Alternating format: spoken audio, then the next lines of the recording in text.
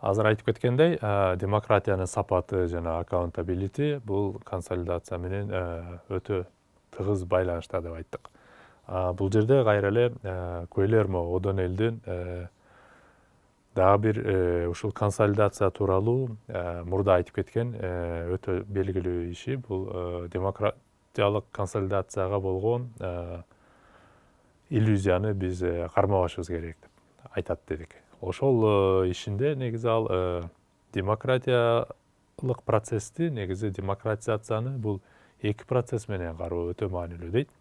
Ал ошол эки процессти бул эки транзит деп айтат да. Биринчи транзит жана экинчи транзит деп. Демократияны толук орнош үчүн эки транзит маанилүү деп.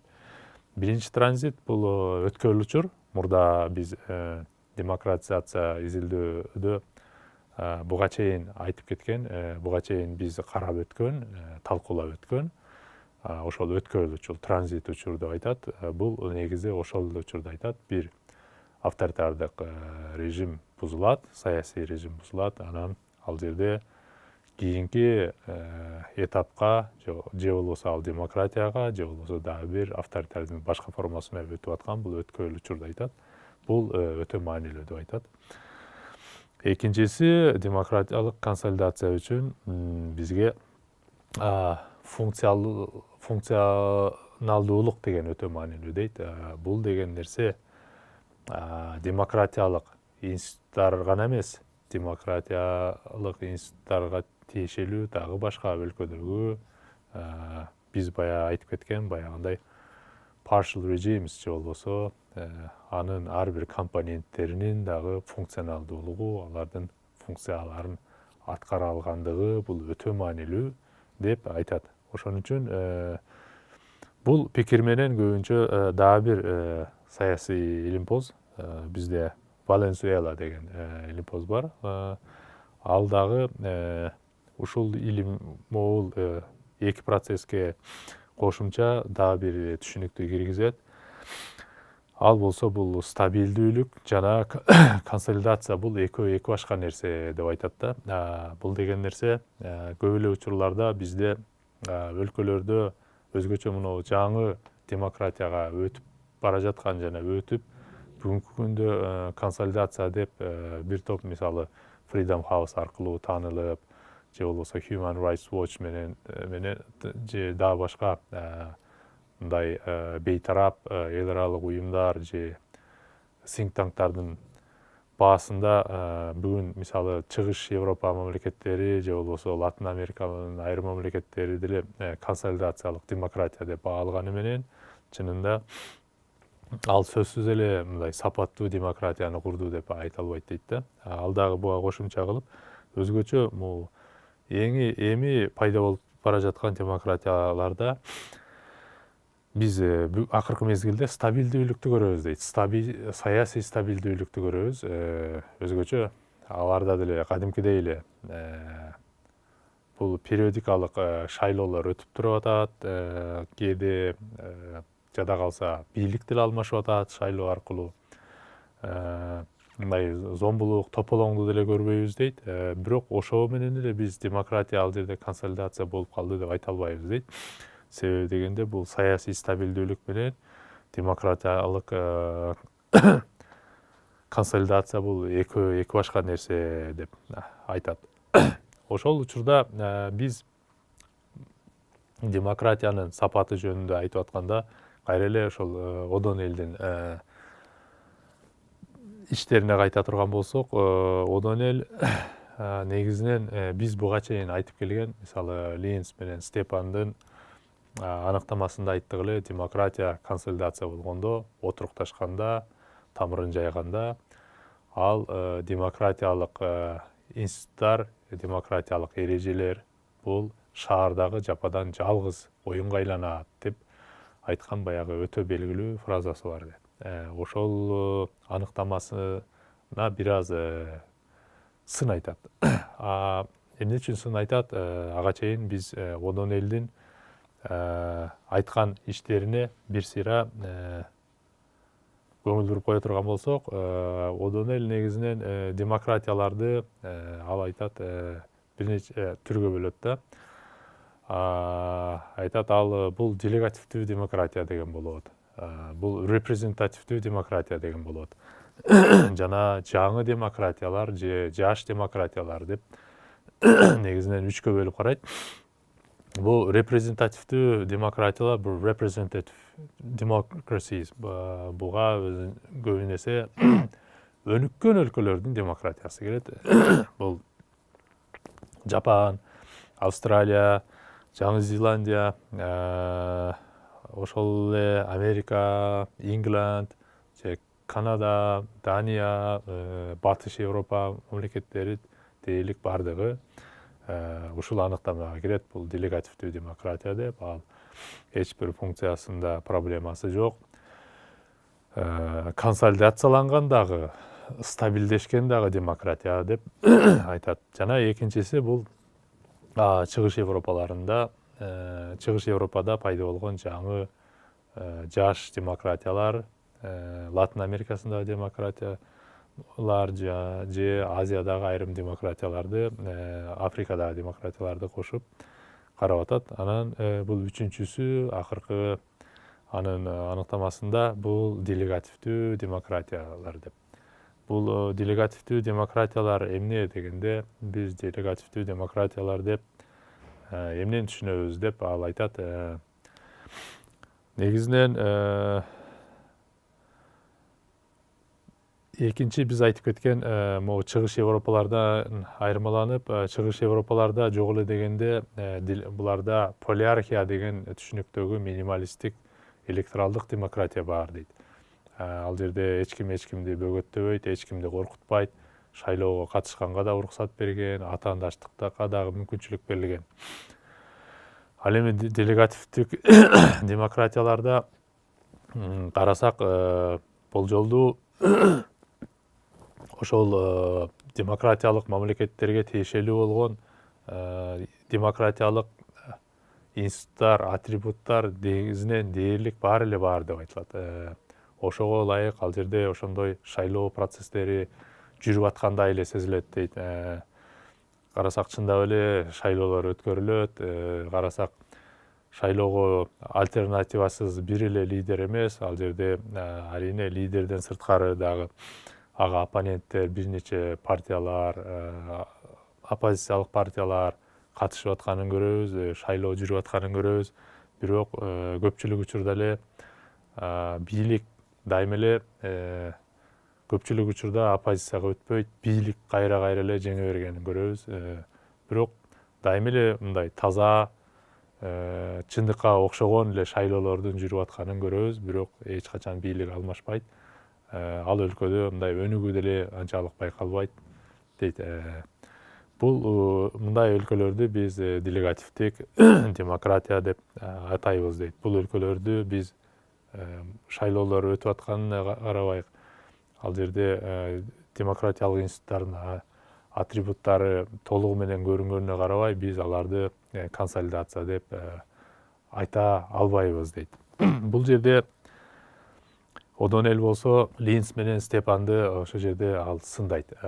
Бул деген нерсе Линц менен Степандын оюнда, негизи алардын аныктамасында, бул ошол демократиялык институттар бардыгы отурукташып, алар жерде шайлоолор маал-маалы менен 4 жылда болсо 4 жылда же 5 жылда болсо 5 жылда өтүп турган учурда жана бийликтин оппоненттери, оппозиция бийликке болгон дооматтарын ташыруу же болбосо митингдер же бийликти алмаштыруу же режимди алмаштырууга аракет кылгандай зомбулукка таянбастан шайлоолорго эле таянып өткөрөт дейт. Ооба, бул жагынан эч кандай проблема болбой, жана ошолор баары отурукташканда бул ошол ережелердин бүт чогундусу бул шаардагы жападан жалгыз оюнга айланыш керек деген теориясы, аныктамасын сындайт. Себеби дегенде биз кагаз жүзүндө же болбосо оюбузда чындап эле лидерлердин баардыгы тең мындай ыйманы түз, көңүлү түз, кири жок, түз саясатчы деп ойлогонубуз менен чын-чынына келгенде саясий акторлор же болбосо ал жердеги институттар дайым эле биз ойлогондой функциясын аткара бербейт дейт. Же болбосо саясий акторлор, ал жердеги саясий күчтөр дайым эле алардын жүрүм-туруму институттарда эмне деп айтылган болсо, эрежелерде эмне деп айтылган болсо, мыйзамда кантип жазылган болсо, ошонун чегинен чыкпай түп-түз жүрөт деген эреже жок дейт. Булар мындайча айтканда fitting game деп коет, мындай дал келүүсү да, саясий акторлор менен саясий институттардын экөөнүн бири-бирине дал келишип, саясий акторлор ошол институттарда эмне деп жазылган болсо, ошол бойдон гана жүргөнүн биз fitting дейбиз. Биз дайым эле мындай учурларды көрө албайбыз дейт. Ошол учурда эмне болот дегенде, келип туруп эле буга окшогон делегативдик мамлекет делегативдик демократияларда ал жерде дайым эле мамлекет өзүнүн функциясын биз ойлогондой аткара албаган үчүн жана ал жерде саясий акторлор дайыма биз билип жүргөн формалдык институттарга параллель дагы бир дүйнө түзүлөт дейт. Ал дүйнө эмне дегенде, биз буну бейформал институттар дейбиз. Бул informal institutions. Же болбосо мындай бейформал институттар бир параллель дүйнө жана ал негизинен бизге көрүнө бербейт. Буларды бейформал институттарды биз кантип атайбыз дегенде, негизинен бүгүнкү күндө саясаттануу илиминде, салыштыруу политологияда буларды биз партикуляризм деп коебуз. Андан сырткары биз мындай патримоналдык эреже деп койсок болот. Бейформалдуу жерде дагы патрон клиент деп коет, же клиентелизм деген дагы бир түшүнүк бар. Эгер булар жөнүндө, булардын механизмин да бир аз түшүндүрүп бере турган болсок, биз бул учурда дагы бейформалдуу институттарга дагы мындай көңүл бурушубуз керек деген пикир пайда болот. Негизинен айта турган болсок, бул биз билген формалдуу институттар болсо, formal institutions.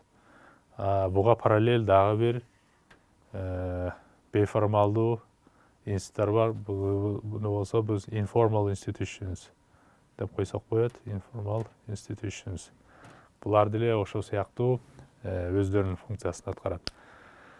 Негизинен формалдуу институттарды биз көрүп турабыз. Булар эл жүзүнө мыйзамдар аркылуу, эрежелер аркылуу жарыяланган, элдин баарына белгилүү болгон бул эрежелер. Ал эми бейформал институт бизге көрүнбөйт. Анын ичинен биз айттык, патримонализм менен ал жерде дагы бирөөсү клиентелизм дедик. Мисал айталы, клиентелизм деген эмне дегенде, клиентелизмде өзгөчө могу кыргыз саясатына дагы бир топ бул тиешеси бар деп айтсак болот. Бул жерде клиентелизмди айта турган болсок, жогорудан ылдыйды көздөгөн жана горизонталдык, мындай бирине бири кызматташуучу бир схема, механизмди карасак болот да. Айталы, бул жерде патрон болот, үстүдө патрон отурат. Бул жерде астыда анын клиенттери отурат. Бул клиент бирөө болушу мүмкүн, экөө болушу мүмкүн, үчөө болушу мүмкүн, төртөө болушу мүмкүн, бешөө болушу мүмкүн. Буларда эмне кызыкчылык бар дегенде айтабыз. Патрон бул көбүн эсе бул чоң болушу мүмкүн, чиновник болушу мүмкүн. Буну атка минер деп жүрөт кыргыз тилинде. Бирок атка минер деген сөздү айта турган болсок, кыргыздын баары эле атка минип жүргөн, ошон үчүн чиновниктерди атка минер деп эле коелу. Менин учурумда мен чоңдор эле деп айтайын. Бул чоң болушу мүмкүн, министр болушу мүмкүн, райондун акими болушу мүмкүн, айыл өкмөтү болушу мүмкүн, же мектептин директору болушу мүмкүн, же министрдин орун басары да болушу мүмкүн, же губернатор болушу мүмкүн. Анын клиенттери бул менен кызматташкан төмөнүрөөк кызматтардагы же анын жардамчысы болушу мүмкүн, же анын секретари болушу мүмкүн. Бизче айтканда эмне үчүн бүгүн помощниктер күчтүү дегенде, кеңешчилер күчтүү дегенде, бул ошолордун түздөн түз мисалы клиенти болуп калган учуру болушу мүмкүн да. Бул патрон дайыма буларды жумушка сүрөйт. Мисалы бул министр болуп тура турган болсо, дагы бир министрге же болбосо дагы бир өзүнүн таасирин тийгизе алган дагы бир башка бир министрликке телефон чалат же ал менен бир жерден чай ичет, айтат: менин ушундай тууганым же ушундай бир кишим бар эле, аны жумушка алып койбойсуңбу деп экөөсү сүйлөшөт, макулдашат. Патрон ошентип клиентин өзүнүн каалаган жерине жумушка отургузат. Анын ордуна патрон клиенттен же конвертке салынган акча алат, же экөөнүн ортосунда дагы бир башкача келишимдүүлүк болот. Айталы, же шайлоо учурунда айтат: мен моундай шайлоого баратам, шайлоодо моунча добуш алып келсең, мен кийин сени могу кызматка алып келип берем деп, мисалы ортосундагы бул бейформал сүйлөшүлүп, бийликке келип алгандан кийин булар горизонталдык түрдө дагы бир өзүнө окшогон коллега, бир патронго телефон чалып, бул менен кызматташууну сунуштайт. Эгер коллегасы буга бир кызматты кылып берген болсо, бул да буга карыз болгон болот. Учуру келгенде бул дагы бул патронго кайрылат: менин дагы бөлөм же тайкем же жээним бар эле, же менин илгертен бери ээрчитип жүргөн бирөөм бар эле иним, ошону сен дагы алып кетчи дегендей мындай кызматташуу жүрөт. Жана бул бейформал институт ушул жерде эле бүтүп калса мейли, бирок бул бейформалдуу институт параллелдүү бүткүл республиканы каптап, бүткүл өлкөнү каптап калган учурда негизинен муну биз жогоруда айткан формалдуу институттар көбүнчө булар мындай кене басып калган мал арыктаган сыяктуу, булар мамлекеттик ресурстарды бүт соруп, могул жерде уурдашып же жүдөтүп коррупцияны туудурат. Коррупциянын айынан өлкө өнүкпөйт. Келип эле булар кайра сотту сатып алганга аракет кылышат. Сот сатылат, келип эле адилеттүүлүк жоголуп, сот иштебей калгандан кийин арийне биз жогоруда айткан демократия сыяктуу орношуп бара жаткан өлкөлөрдө сот иштебесе, сот мыйзамдын үстөмдүгү жок болгондон кийин биз мурда айттык эле, коомдук жана экономикалык алакаларда ишкерлер же болбосо өзүнүн укугун же өзүнүн мүлкүнүн коопсуздугуна гарантия бере турган бул өлкө деп айтчу элек, мамлекеттик орган дейт элек. Мамлекеттик орган өзү коррупциялашып, патрон клиенттешип калган учурда, бейформал институт иштеп калган учурда, арийне булар деле эч кимдин укугун коргогон учур болгондо дагы аны атайлап опузалап, коркутуп, бул формалдуу институттардын баарын эрозияга алып келип, аны чиритип, функциясын аткартпай, мындайча айтканда, бит баскан малдай, кене баскан мал арыктаган сыяктуу мамлекетти арыктап, ошого ылайык ал жерде арийне демократия дагы функциясын аткара албай,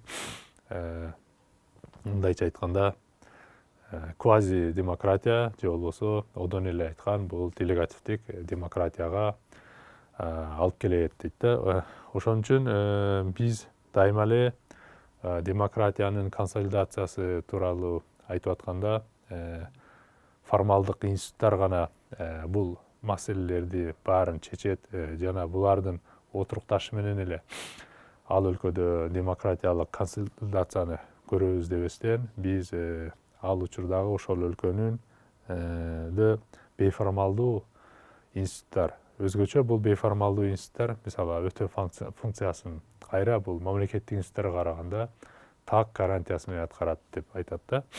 Мисалы дагы бир кейстерди айта турган болсок, айталы мамлекеттик институтка бир мүлкүнө коркунуч келип калган бир ишкер, айталы ал сотко же прокуратура же милицияга кайрылды дейли. Мени могул тонуп атат, же менин алып алган монча акчамды бирөө кайтарып бербей жүрөт, же менин үйүм урдап кетти, бир нерсемди. Муну кайтарып бергилечи деп айтса, алар келип бул кайтарып бере албайт жана гарантиясын бере албайт. Ошол учурда формалдуу институттар көпчүлүк учурда аргасыздан бейформал институттарга же криминалга кайрылышы мүмкүн.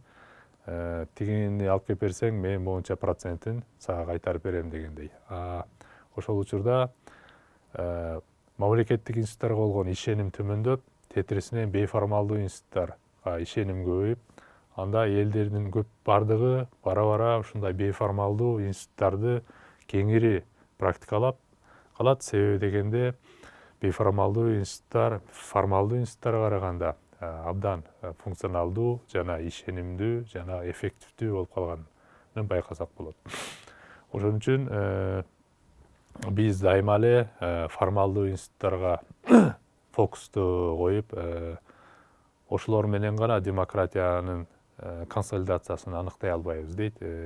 Бул деген нерсе ошол учурдагы өзгөчө бул жаш өлкөлөрдө жаш демократияга өтүп бара жаткан жаш демократияларда ушундай институттарды пайда болбош шартын дайыма бул ошол өлкөдөгү коомдук жана экономикалык проблемаларга мындай өтө тыгыз байланыш деп айтат да. Ошентип айта турган болсок, жалпы жөндөн одон элдин биз могу демократиянын консолидациясына болгон критикасы деп карасак болот. Бул одон элдин ушул иши дагы өзгөчө кийинчерээк демократизация таануу илиминде бул проблемаларга дагы башка өңүттөн кароого бул чоң мындай талкууга жем таштаганын биз айтып кетсек болот.